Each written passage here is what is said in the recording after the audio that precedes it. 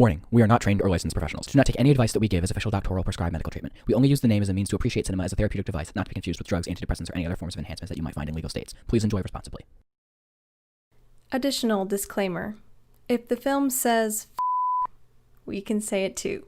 So check the film rating, and that will be our episode rating.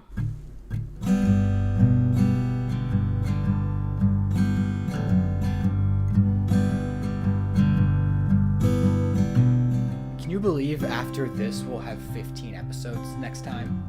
It's crazy, man. Can you believe in 5 episodes we'll have 20? God dang. Wow. Can you believe in 35 episodes we'll have 50? Oh my gosh. And then 100? Can we get Lucy Deakins by episode 100, please? That'd be great. Oh my gosh, yes. We should have enough of a following by then. Por favor. We just needed to say, hi, I'm Lucy Deakins and you're watching Film Therapy. Like that's all we need in life. Yeah. Let's salvage 2020. Yeah. When will we have episode 100? Probably, well, not this year.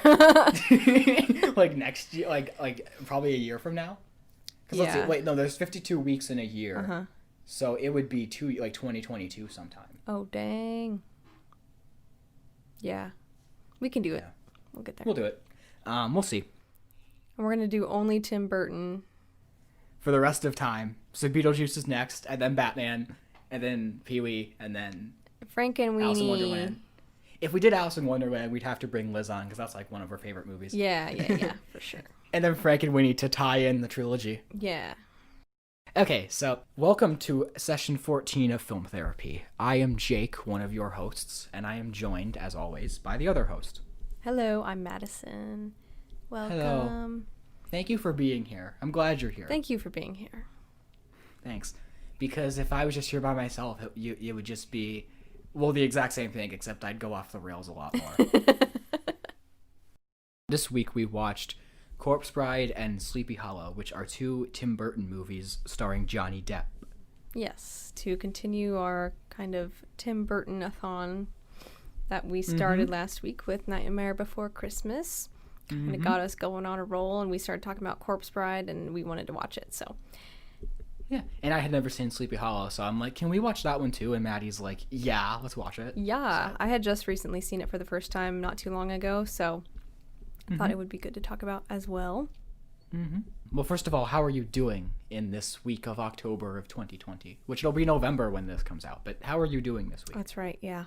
I've been very busy trying to clean out my new apartment and get it ready for all my things to arrive and prepare for my friend to come visit. I'm very excited about it.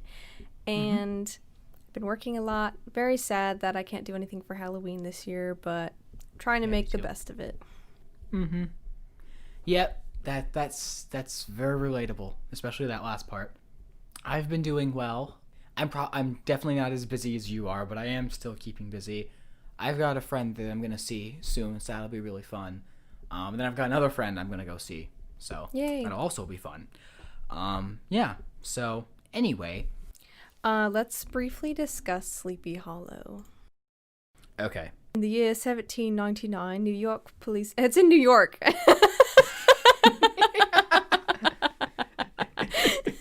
But I feel like everyone had an accent back in 1799. Yep. Anyway, so in New York, Ichabod Crane is the police constable there, and he is sent off to the town of Sleepy Hollow to investigate a series of decapitations. The locals believe that the killer is a headless mercenary from the American Revolutionary War who rides on a horse in search of his missing head. Ichabod starts investigating. He stays with a man and his wife, Baltus and Lady Van Tassel, and is smitten with their daughter, Katrina. After the father of a boy is beheaded, his son pledges his service to Ichabod to help him. His name is Masbeth. They venture into the woods and find a crone living in a cave who tells them that the Headless Horseman's grave is at the Tree of the Dead. They dig up the grave and find that the head has been taken from the corpse. They deduce that it was stolen by someone who now controls the horseman and that the tree is his portal into the living world. The Headless Horseman strikes again, and Ichabod realizes that he only murders specific victims and believes that they are all linked by a conspiracy. By looking at the connections of the victims, he thinks that the controller of the Horsemen is Baltus, the man he is staying with and Katrina's father. There is a battle in a church and Baltus is killed, yet the Headless Horseman is still out there. So Ichabod then assumes that it is Katrina who controls the Horsemen because she has drawn a suspicious symbol on the church floor. What he didn't realize is that it was a symbol for protection and not meant to summon evil. Lady Van Tassel, Baltus's wife and Katrina's stepmother, who was presumed to be dead in the first act, now reveals herself to be alive, saying she had murdered a maid and dressed her in her clothing to fake her own death. Lady Van Tassel has been controlling the Headless Horseman to take out those who have wronged her, starting with a man named Van Garrett because he had driven out her family of their wealth and their estate long ago. Her goal now is to get to Katrina. The Headless Horseman chases them out to the Tree of the Dead, and Ichabod retrieves the head out of the possession of Lady Van Tassel and returns it to the Headless Horseman. This breaks the curse, and Lady Van Tassel is dragged to hell, just like Jason. And Ichabod and his sidekick, Mazbeth, return to New York. Wonderful. Couldn't have said it better. Yes. So, yeah, I probably watched this a couple months ago now. Because I had never seen it, and Noah told me to watch. I think I talked about it on the podcast. Yeah, you did, because that's what made me be like, oh yeah, I do want to see this. Oh yeah. So I really liked it. I thought it was it's a movie that is right up my alley in terms of aesthetic and story and witchcraft. They've got spookiness. They've got investigations and a whodunit, and I thought it was a really fun movie to watch, but you couldn't get into it. No, I really couldn't, and it really annoys. I'm really annoyed with myself because everything you just described sounds like a movie I would love. and with this movie, I loved the aesthetic, I love the atmosphere, I love the actors and the score and the set design, and just everything about it was incredible. But I just couldn't get into the story, and that really made me just be like, I'm just not into it, and it's not really for me. But everything in the movie is so well done, and I just appreciate that so much that I really wish I loved it, because I feel like this is a movie that I would love. Yeah. So maybe I just need to watch it on a different day, and maybe I'll feel differently about it, you know. Maybe. It wasn't for me, unfortunately. Yeah. Which I, like I said, I'm kind of annoyed with myself because That's okay. everything else is just so incredible. Yeah. I knew nothing going into it, and it had been on my watch list for a long time. And I feel like when movies are on my watch list for as long as this one is, it's like I build something up in my mind, and I need to not do that. But yeah, Tim Burton's atmosphere in all of his movies, but in this one too, is just incredible. And it's one of my favorite things about all of his movies. It's just how well he builds his atmosphere, and how you just get a sense of this is this world. And this is the world, and these are the rules, and you just completely are enwrapped in it and enveloped in it, and it's just, you know. Yeah, absolutely. I love that so much. It really just takes you away. I really love also that since this movie's rated R, they show the heads being cut off. That surprised me. Pretty gruesome. I knew so many actors in this, gosh, Michael Gambon and Richard Griffiths and Michael Goff and obviously Johnny Depp and Christina Ricci. But seeing Dumbledore and Uncle Vernon in a scene together was mind-boggling. And then Alfred was also there too. I'm like, oh my god! And Christopher Lee is in this and Corpse Bride, and he's like an official in both movies. So that's right. That's great. He's a good official. That's just who he is. He was also Dracula. He is power. He envelops power. He was Saruman in Lord of the Rings. Yeah. Right? Yeah. Yeah, so everything about this movie I thought was just so good, except for I just couldn't get into the story. And I don't know if that's just a me thing, or if that's the day I watched it, or I don't know. Yeah. How far did you get? I got about 45 minutes into it. Okay. Spoilers, obviously. I got up to the part when Uncle Vernon gets his head cut off. I just had other stuff that was going on, and I'm like, well, yeah, I'm just not going to finish it. That's fair. I'm really curious to hear, do you have any other thoughts about it? I just kind of ran through all mine, so I'm sorry about that. It did get a little convoluted at the end. It was just a little weird. There's a lot of weird names and everything, and I got kind of confused during the movie and just now, and trying to recap, because I was like, oh, is that what happened? Oh, okay, that's what happened. Who plays Lady Van Tassel? I recognize the actress, but I didn't know what her name was. Let me look. Miranda Richardson is her name. She is in The Crying Game. That's her biggest one. Empire of the Sun, Chicken Run. Chicken Run. Yeah. Oh, Goblet of Fire. She's she's Rita Skeeter in Goblet of Fire. She's Rita Skeeter. That's who. Yeah, Rita Skeeter. Oh my gosh, that's I write awesome. for the Daily Prophet. Okay, cool. Yeah, she's the worst. Very cozy. This is a broom cupboard. She's also in that new Netflix or new Amazon show, Good Omens. Oh yeah, she is in that. Have you watched that? Did you like it? I watched the first couple episodes. I think it wasn't really my thing. I remember being like thinking it was pretty good. It looked pretty cool. You want to get this? This is hilarious. So there was a petition to cancel it for some reason. But the petition requested Netflix cancel it, and they didn't know it was on, and it got 20,000 signatures. Yes, I heard about that. And they didn't know it was an Amazon series, and which is just so effing hilarious. All right. That's so funny. That is so funny. My God. Yeah, that's hilarious. People are dumb. The internet is dumb. I know. This is the same people that are like, remove The Last Jedi from canon. And it's like, just because you don't like a movie doesn't mean you remove it from canon. Yeah. Just don't watch it. Yeah, or if you're going to remove a movie from canon, remove episode 9. But then again, even though I don't like that movie, I wouldn't say remove it from canon. You know, I mean, it's dumb. It's like, get over yourselves. Yeah, just shut up. Star Wars fans suck. Like, I love Star Wars, but genuinely Star Wars has the worst fan base ever. It's so toxic. Yeah. But I did not mean to get on that tangent. I was talking about Good Omens. It's all good. Okay. Yeah, so that's it. Yeah, I liked it. I like the goriness. I like the spookiness. I like just the whole visuals. All the visuals and Tim Burton stuff really, like you were saying, just suck you in and make you want to actually watch the screen, you know. Yeah. He's one of those filmmakers that just like he completely does that, and very few filmmakers are able to do that, and just he does it so effectively and artistically, and it's very, very good. Yeah. And because a lot of stuff, I get distracted a lot, and I go in the kitchen and I make popcorn or coffee, or I'll run around or do laundry or something while I'm watching. But during these movies, the past 3 that we watched, or I guess Sleepy Hollow and Corpse Bride and The Nightmare Before Christmas, I didn't want to even look at my phone or anything, because I knew I was going to miss something spectacular. Yeah, I get you. I felt that too, honestly. One thing I did want to ask you, do you know how old Christina Ricci was when they made this? Because her face looks young. I know, she looks like she's 13. Yeah, I think Addams Family would have been 9 years before this, but her face hasn't aged. So let me see. There's the romance of Johnny Depp, and then I'm so she would have been 18, 19? And this was made in 99. So she was 19. Okay, yeah. Yeah, because she looked a little younger than I was like, okay, I'm digging this romance, but she looks young.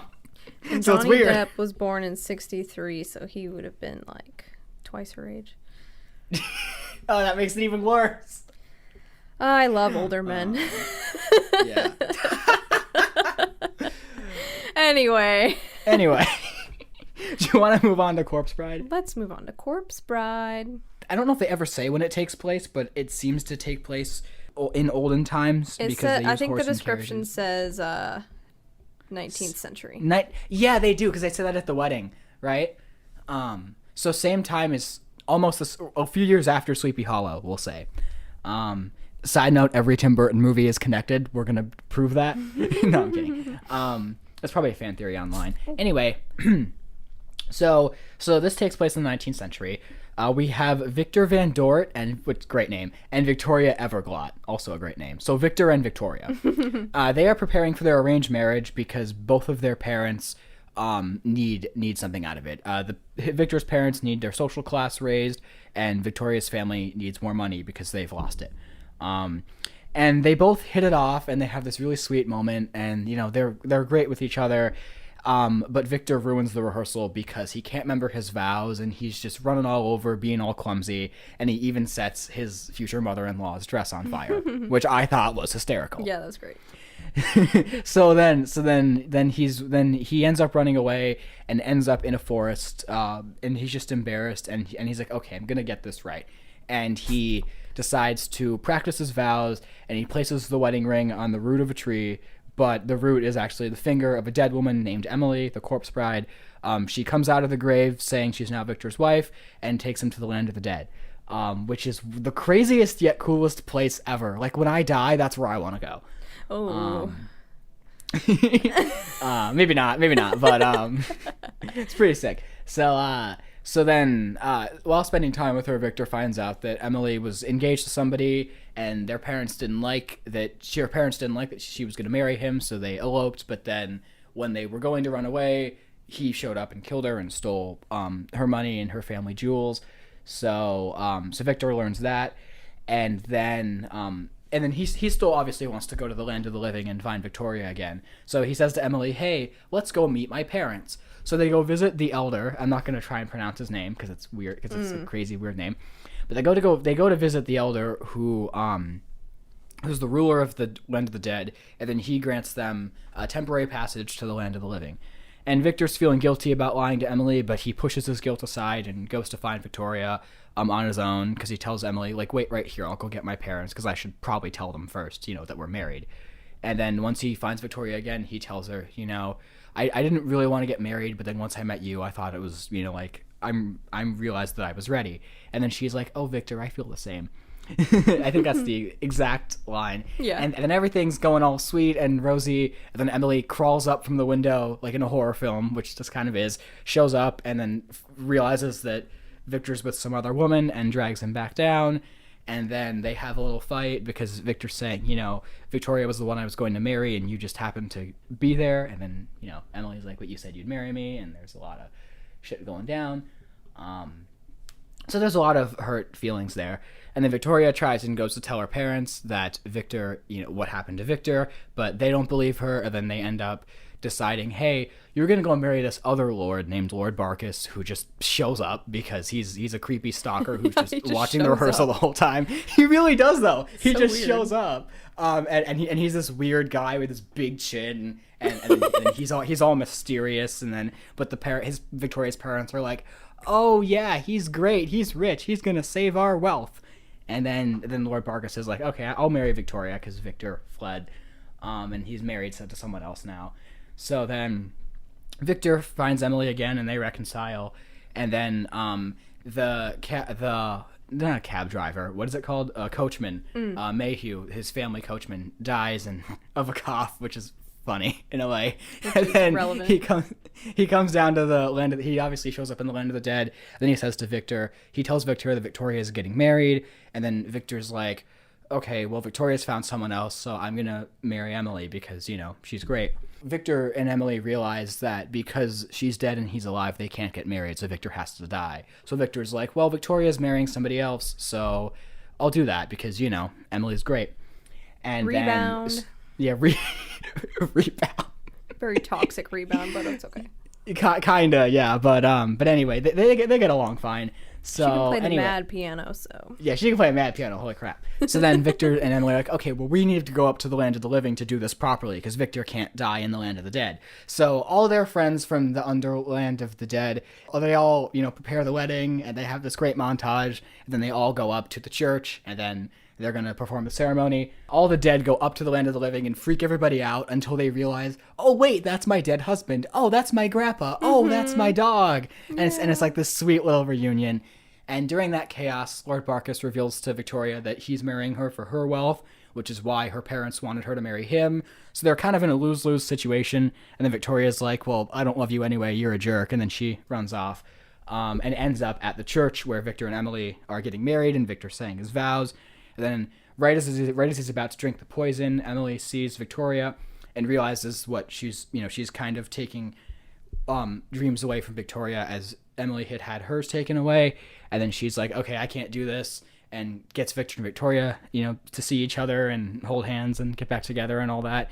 So Lord Barkis shows up and ruins everything, and Emily realizes that he's the one that was going to marry her and killed her. So then Victor and Lord Barkis have a duel with a sword and a fork, which more movies should do that. It ends up that Emily steps in between, and then Lord Barkis gives a toast to her, but it's a really, like a mocking, very cruel kind of like toast where he says like, well, you died and you never got married and you never will get married. And then he raises his glass and drinks it, but it's been filled with the poison. It's not wine. So since he's dead now, all the dead people grab him and take him away for his eternal damnation and torture, which is kind of cool. And then Emily gives the ring back to Victor and says, you've set me free, and you and Victoria can get married now. And then she just walks to the end of the altar, throws her bouquet, and then just kind of ascends into the afterlife. And then Victor and Victoria watch. It's a nice ending. I saw this quite a few times as a kid. Me too. And watching it again now, like, it's still awesome. Like, I love this. Yeah, me too. I really loved it. I don't know why I liked this movie as a kid. I think because I wasn't into, like the Nightmare Before Christmas, but this came out almost 10 years later. So I guess it was more like age appropriate for me. Mm-hmm. I was obsessed with like, I still am, like the character design of the Corpse Bride, like her costume and everything is just so cool. And I wanted to like recreate that, but I had like a little skeleton toy. It was like I guess it was plastic. Yeah, a plastic skeleton toy, and I wanted to make it like a Corpse Bride dress. So I asked my mom if we could go to the fabric store, and I got like this like creepy like mesh material, and I tried to make a dress for it. It didn't turn out well, but I tried. That's so cool. That's so cool. To this day, like when I'm watching it, I was like, I really want to like dress up as her one day. I think that would be sweet. Well, next Halloween you can do that, and we'll post a picture to our Instagram. Yeah. Okay. And then I'll dress up as Kirito, and you can dress up as Emily from Corpse Bride. Okay. Cool. We'll record that episode in costume in the same room. Mm-hmm. And we'll pick a really good movie because it'll be a really special event. Yeah, that'd be awesome. And yeah. So it was like good to watch it again. I remembered it, but I didn't remember it. It's probably been at least like 7 or 8 years since I've seen it. Mm-hmm. Like nothing was like, oh, that's what happened or anything, except for there was that one reference where he's doing the vows, and it's like an adult reference where he's saying like, with these hands, and then, or because like he has to do like, with this candle, with this cup, you are my wine, with this candle, and with my hands, he's like, with my hands, I will cup, and he like puts his hands up to his chest, and he's like, oh no. So I caught that this time, but that was really funny. And that was great. But yeah, it's like the whole story seemed pretty familiar. Actually, I didn't remember how his relationship was with Victoria and Emily. So it was me neither. Good to kind of watch that. Like he likes Victoria, and then he also likes Emily. So yeah, I was wondering like what his character arc is though. Like I guess he becomes more confident. Mm-hmm. But really, it's like kind of about Corpse Bride and how she can eventually move on from being trapped underground and waiting for someone to be married to her and being set free from her tragic past. Yeah, I agree with all of that. Because when you said, what's Victor's arc, I'm like, yeah, he gets more confident. He gets more confident, like, yeah. Yeah, it's more about Emily. Yeah, she's like she moves the story along. The parents, I wonder what happened to the parents. I guess they were both fine because I'm sure Victoria and Victor got married eventually. Mm-hmm. And because both of their spouses are dead, so. Yeah. Stupid Barkis. Yeah. What was the name in Sleepy Hollow? Because it sounded very similar to Barkis. Baltus, yeah. Close enough. Yeah. Weird. Yeah, so Johnny Depp plays Victor. Helena Bonham Carter plays Emily. And I think someone named Emily plays Victoria. Interesting. I love Helena. Mm-hmm. She's awesome. The best. She's in quite a few Tim Burton movies. Mm-hmm. Because she's in Alice in Wonderland and Charlie and the Chocolate Factory.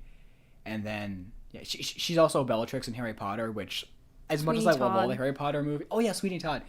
As much as I love all the Harry Potter movies, I wish there was one that was directed by Tim Burton, because that'd be really crazy. Oh, yeah, that'd be awesome. She was married to Tim Burton, right? I think so. That sounds about right. Yeah, because she is in Sweeney Todd. Because Johnny Depp is in that too, right? They're in that. Uh-huh. Yeah. They do so well together. They do. Yes, they were married from 2001 to 2014, so a long time. Yeah, a long time. They have 2 kids together. Alrighty. Fight Club. I know she's in Fight. I meant like Burton movies. Tim Burton. But yeah, because she is in Fight Club. Most recently, I like to watch her in The Crown, Ocean's 8. She's also in for Tim Burton. She's also in The Planet of the Apes and Big Fish. Okay. Which I have not seen either of those. Big Fish is interesting, fun. She's also in Dark Shadows, which also has Johnny Depp. Yeah, so TV wise, what did you said she was in The Crown? Is that what it is? Mm-hmm. Ooh, this is spicy.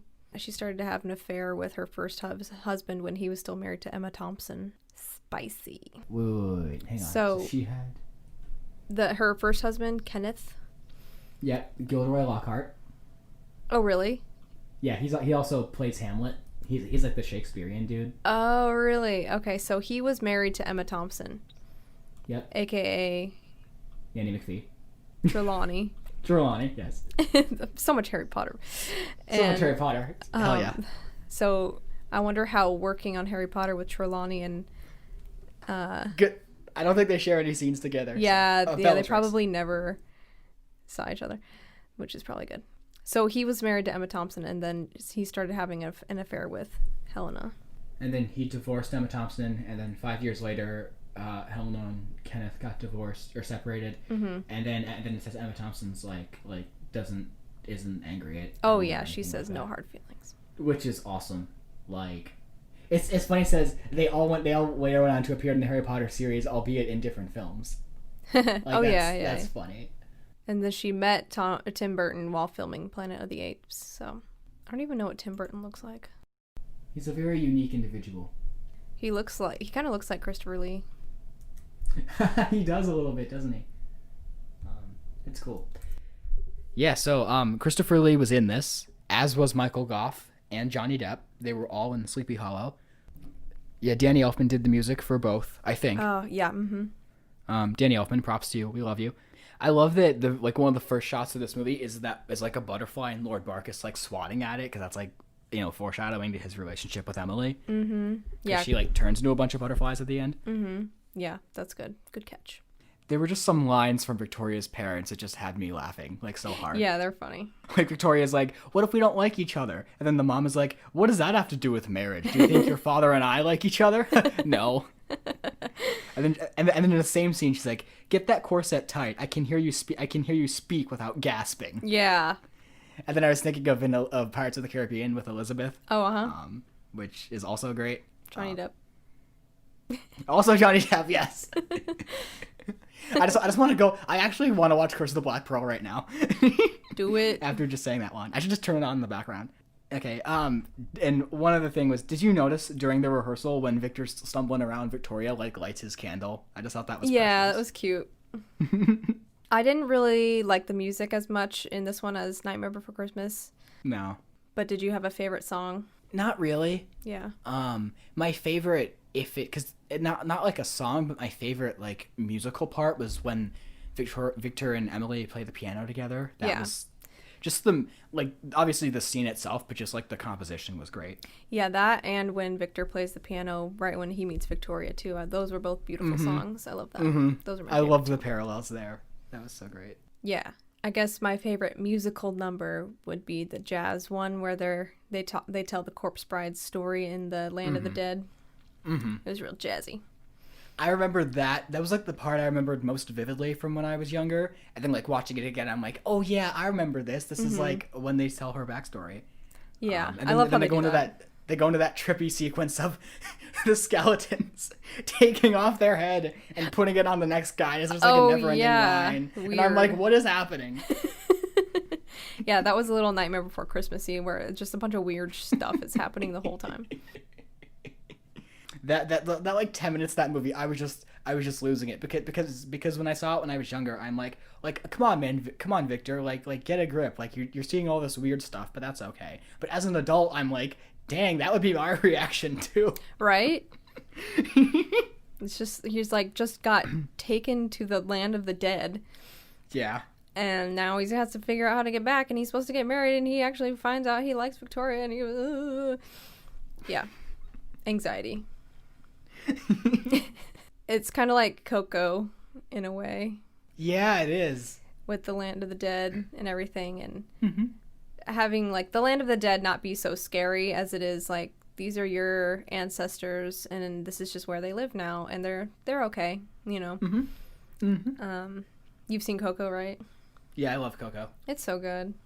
That movie was really emotional. I don't know when I saw it. I saw it like once it had come out on home video, but I remember like just watching it and just being like, wow, like Pixar's just they tug at your heartstrings every single time. Every time. Like just it's so good. And I'm trying to think. It's like something else that I've seen too that's also reminded me of Coco when Coco came out, or like. This movie. Yeah. I'm trying to think of. It's like it's like a Dia de los Muertos movie. Oh, The Book of Life. Mm-hmm.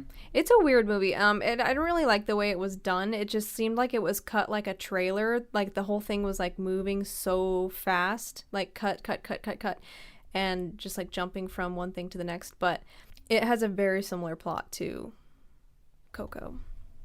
This or Book of Life? The Book of Life. Sorry. Yeah, that's cool.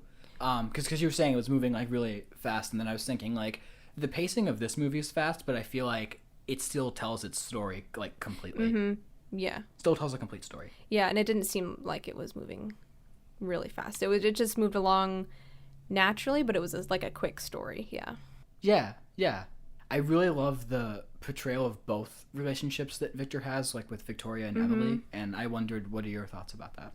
Yeah, I think it's a unique direction to go in because it could have been like Victor and Victoria had been lovers for their whole life, and then they were supposed to get married, and then the corpse bride took Victor away on the day he was supposed to get married, and that would be still tragic but in a different way. But instead, it's like he was a nervous wreck and not looking forward to his wedding. And, like, his first scenes were just kind of like, ew, this guy's, like, weird and too skinny and just kind of somber and doesn't have that much going for him, you know? And then, but it's like when he fell in love, it, like, made his personality come to life. So we see, like, what Victoria did to change who he was. And so then we're, like, rooting for that relationship. But then also we're rooting for Emily because we feel so bad for her. We want to see her happy too, but we know that what she's doing is wrong. But it was because she could have been evil too. She could have just been like, "You're mine now." Mahaha. She could have been the antagonist. She could have been like Selena. Yeah, exactly. But she wasn't. She was just another girl who wants to be married, and they ended up liking each other too. And I think it speaks a lot to real relationships where, I mean, I don't really believe in like soulmates per se. I think you could get married and make a life with a lot of different people. It's just the way you look at it and the way that you work with that person. If you choose to like nurture that relationship and make yourself happy and make them happy, and it could work out with a lot of different people that way, I think. And so I think that's also plays true in this movie. Yeah, no, that's a really good way to look at it. I think I kind of go back and forth, you know, I guess it depends on the day or whatever about whether I believe in soulmates or not, but I think that what you said makes a lot of sense, and I feel like, you know, had Victor gone with Emily, they could have made it work, but then, you know, him going with Victoria is a more, the way they ended it is very fitting. And then there's just little moments that I wrote down, like in the first 10 minutes of being in the Land of the Dead that just blew my mind, and I was just sitting there for like 5 minutes like I was watching like Sleepwalkers or something. I'm like, what is happening? Like, what is going on? Yeah. I've seen this before. I know how it ends, but what is going on? Yeah, you texted me last night. You're like, I forgot how weird this movie is. Like, there's that scene when the two guys are like, a toast to the newlyweds, and then the one guy drinks, he pulls the sword out of his friend, and that's how he fills his cup. Yes. And then as a kid, I never understood this joke because I haven't seen this since I was really young. But when the waiter comes up, he says, "I'm Paul. I'm the head waiter." Yes. And he's a head. I didn't understand that either. But also, I had subtitles on, and I don't think if if I didn't have subtitles on, I don't think I would have caught it that time too, because he says, I am the Edward, in like a French accent or something. Like, it's a head. And it's he's a head. Yeah, I caught that too. I like that. Like, I mean, I knew he said I'm a head waiter, but I didn't make the connection because I'm like, Yeah. oh, he's saying what he literally is. But now I'm like, oh, I get it. I'm a head waiter.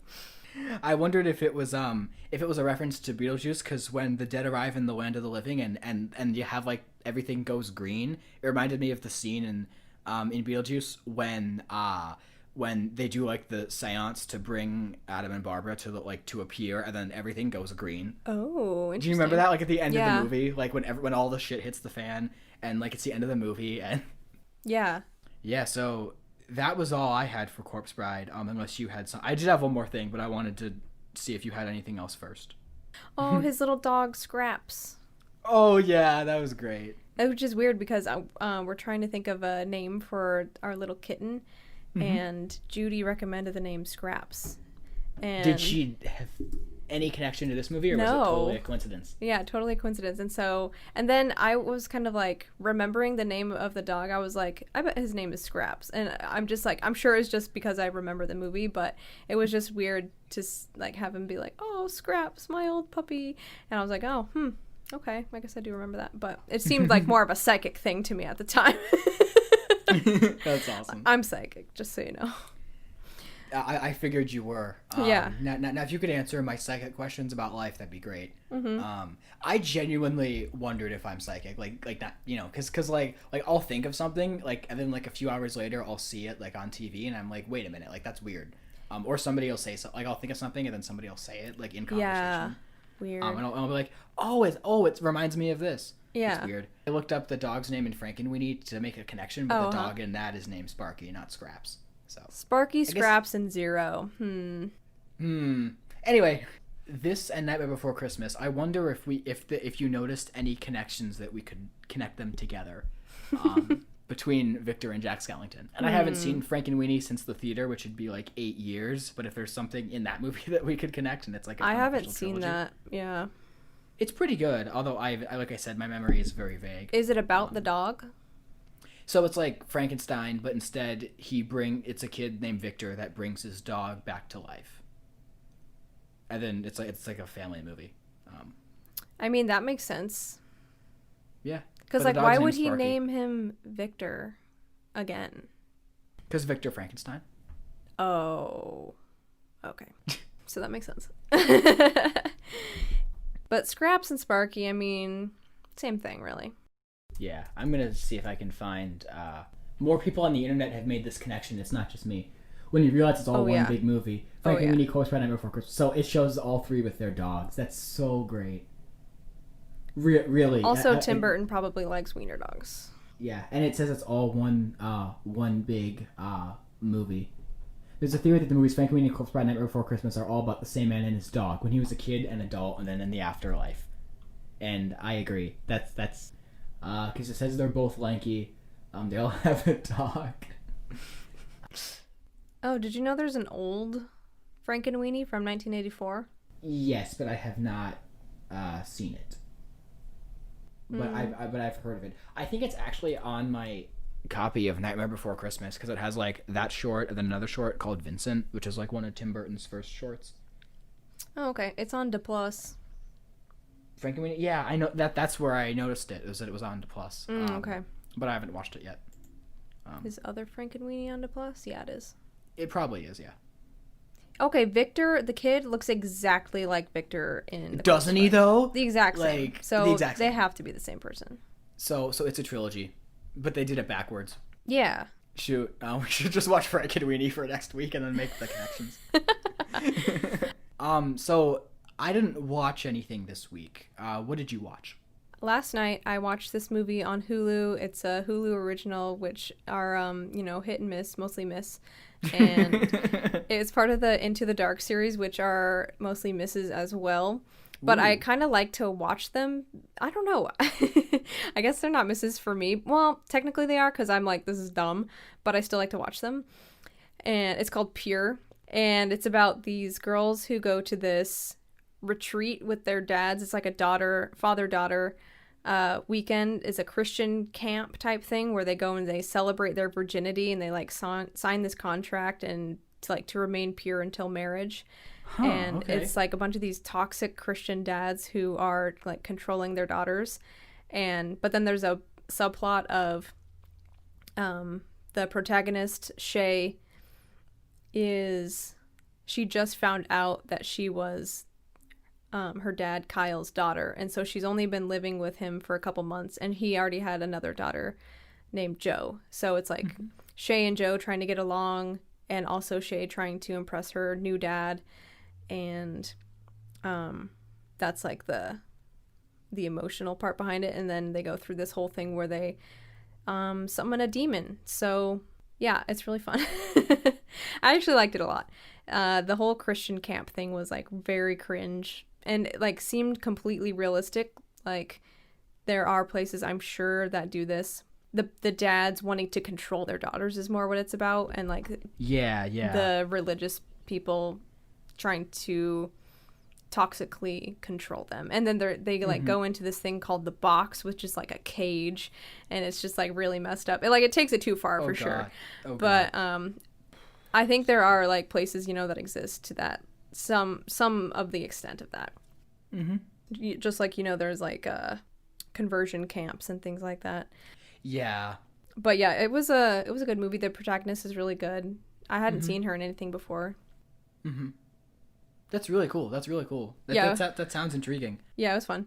I think personally, like as long as you're not like, I'm not talking about whenever I say things like this, I always want to preface it. I'm not talking about extremists or extreme beliefs or anything.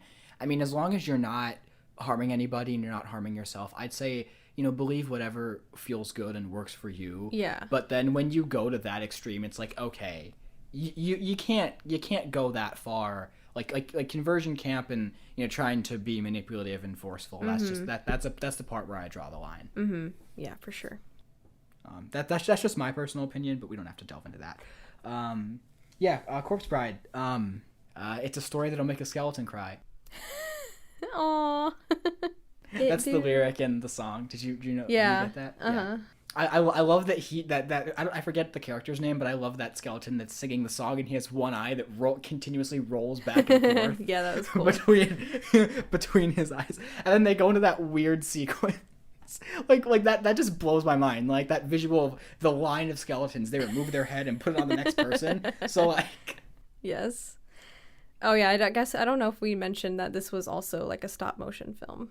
Oh yeah, it is. And the stop motion is also, I don't know. I think I like Nightmare Before Christmas's animation better, but the animation in this is still really good.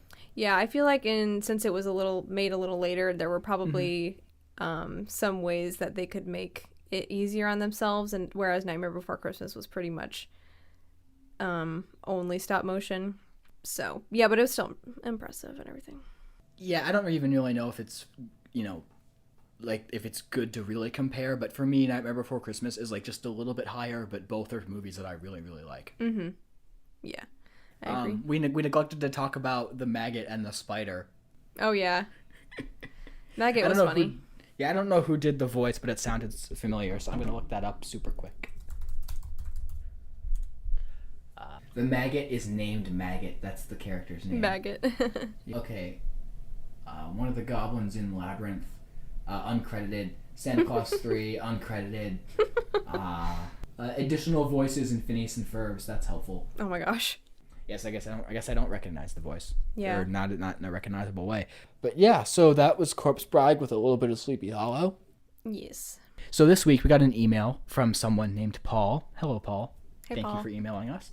And the email says, I really miss going to the cinema since everything has shut down where I live. How do I recapture the feeling of seeing a new movie for the first time in a theater-like environment? Ooh. That is a great question. Great question, Paul. Yeah. It's hard. It has been very sad. I've really missed going to the movies too. I just love the popcorn. Man, in Denver, I found this theater that gave out free popcorn and free drinks. What are they called? Can you imagine? It was the Greenwood Village Plaza Cinema something. Why did we never go there with all the movies we saw? I think because we tried before, but it was always like it was a little farther away and they didn't have as many showtimes. Oh, yeah. Okay. But I always try to go. I think I only went there No, I took Davis there once, but most of the time I went there by myself. Mm-hmm. Yeah, it was amazing. Free popcorn and free drinks. Like, what? Dang. Is your ticket expensive, or how's the pricing? No, it's still like normal. Wow. Yeah, and it was a really nice theater. But anyway, like, I think popcorn really makes it an experience. Also, if you like the candy stuff, you can go to the Dollar Tree and buy a bunch of like knockoff candy for really cheap if you don't want to spend a lot of money. And you could you could make a display for yourself, like with all your candy and popcorn and movies, and like maybe go to Goodwill and find a big movie poster and put it up and be like, now showing at your address. Then you could change the poster to like what you're watching. That's a little extravagant, but you know, if you're real serious. Yeah, I mean, if you've got the time and the funds, that's a great idea. And you can put some lights above your TV and then like get a dimmer and dim the lights. Yeah. Get lots of blankets. Get a nice chair that reclines. So we're just giving you ways to drain your bank account, but you know. Or you could make a fort. Yes. 'Cause that's always fun. That's not like a movie theater, but it makes movie watching a little more interesting. All right, Maddie, next time we watch a movie in person together, we're making a fort. Hands down. Yeah. Hell yeah. Why we never did that is beyond me. We're saying all these ideas and I'm like, these were great. Now I'm going to do it. Why didn't we do this a year ago? Yeah, exactly. Just like whatever kind of TV you have, whether it's a square TV or rectangle TV, because you know, not all squares are rectangles or whatever the phrase is. Check back to our earlier discussion for that one. But just get your TV, no matter what size it is or what shape it is, and just sit down and put some lights around it, get some blankets, and just make it cozy. You know, if you want to watch it by yourself, or if you have a significant other or a group of friends, you know, it's kind of hard to do that right now. But if you can find a way, you know, just try it. You know, you could do the Netflix group thing, party, whatever it's called. Have you tried that yet? Mm-hmm. How does it work? Yeah, it's good. It works. That's cool. Yeah, it's nice because you don't have to, like how we do it. If we're on the phone, you know, we have to go 3, 2, 1, play. Sometimes we're on, sometimes we're off. But with Netflix, you know, everyone shares the same timeline. So it's just you click play and it plays. You could also like schedule a time that you're going to watch a movie to make it seem more like you're planning to go do something rather than just sitting down and like putting something on. And then if you want to set, you know, like you can set like a matinee showing or a premiere showing, or you know, depending on the movie, you can say you're screening a classic film if you want to watch an older one, or a Halloween one for October, you know, or Thanksgiving for November. You don't have a lot of options, but if you want a Thanksgiving movie for November, there's like 4 off the top of my head. So hopefully that helps a little. What movie should you watch? You should watch not something new because they're so expensive to rent. It's not even worth it. Okay, what's a movie about a movie theater? Twister. Yes, watch Twister because it's great. And it has Jonas. Oh, there's that scene in Greece where they go to the drive-in. That's kind of relevant if people have been going to drive-in theaters again. Yeah, I wish there was one. I've never been to a drive-in. I wish there was one around me. Oh, you should make one. Maddie, I would love to make one, but that costs money, and I have to get the rights to screen the movies. Crap. Yeah, so Paul, good luck with that, man, and we hope that, you know, that it works out. Yeah, thanks, Paul. We are making the decision of what movie to watch next week. We will let you know at the end of this podcast after I figured that out. Yeah, sounds good. And so, yeah, don't forget to follow us on social media. On Instagram, it's Film Therapy Podcast. Our email is filmtherapypodcast@gmail.com. And our YouTube channel is Film Therapy Podcast as well. Anyway, thank you for listening to this episode of Film Therapy. I hope the world is still standing by the time this gets released. Yes, we can only hope. After the election. We can only hope. Thanks for voting, all of you who voted. We will see you next week. Go home and watch your prescription. Hello, this is Editing Madison here. Just here to tell you our updated prescription this week is to watch The Breakfast Club. We will be having a very special guest to discuss this movie. It's also one of Jake's all-time favorites. So go home and watch The Breakfast Club.